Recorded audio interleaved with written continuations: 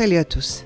Le mal du dos est appelé la maladie du siècle parce que, en moyenne, on est assis presque 8 heures par jour, on est mal assis, on est mal couché également dans les positions bizarres et très souvent, en sachant qu'on doit faire quelque chose, on fait n'importe quoi. Voilà le test pour votre dos qui va vous permettre de savoir si vous pouvez continuer à faire la gymnastique ou si vous devez consulter le médecin, mais vous devez consulter le médecin de toute façon. Vous commencez par une chose hyper simple. Asseyez-vous sur une chaise et observez si vous n'avez pas la douleur lançante. Si vous l'avez, arrêtez et dites ça à votre médecin. Si vous n'avez pas la douleur, levez-vous et de nouveau observez-vous quel est votre état.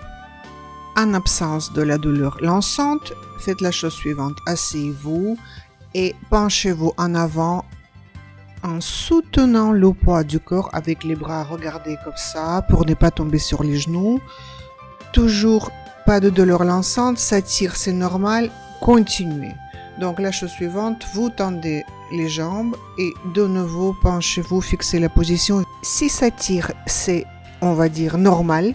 Si ça lance, le test est positif et probablement vous avez une hernie discale et plutôt en phase aiguë. Et que faire dans ce cas-là?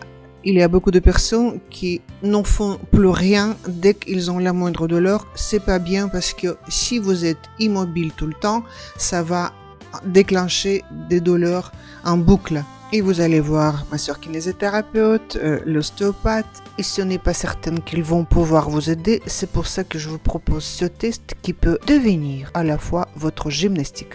Mettez-vous au sol, étirez le genou d'une jambe vers le ventre. J'attire votre attention que l'autre jambe est pliée et en appui. Je montre lentement. Voilà, vous tirez le genou près du ventre et l'autre jambe elle est pliée.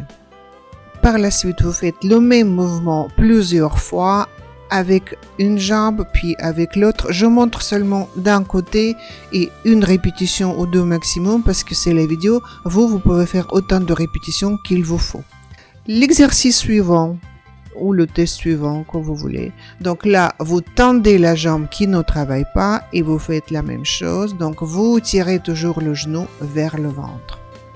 Faites le même exercice de deux côtés, une jambe puis l'autre jambe. Ça permet d'étirer les muscles de la partie postérieure de la cuisse et de fessier et mobiliser les articulations du genou, de la hanche et du bas du dos.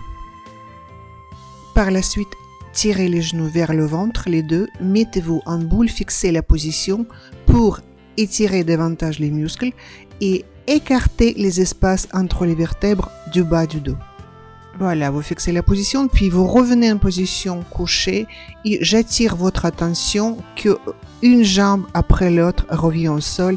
Donc, regardez, je le montre. Non, pas les deux jambes à la fois pour ne pas cambrer les lombaires.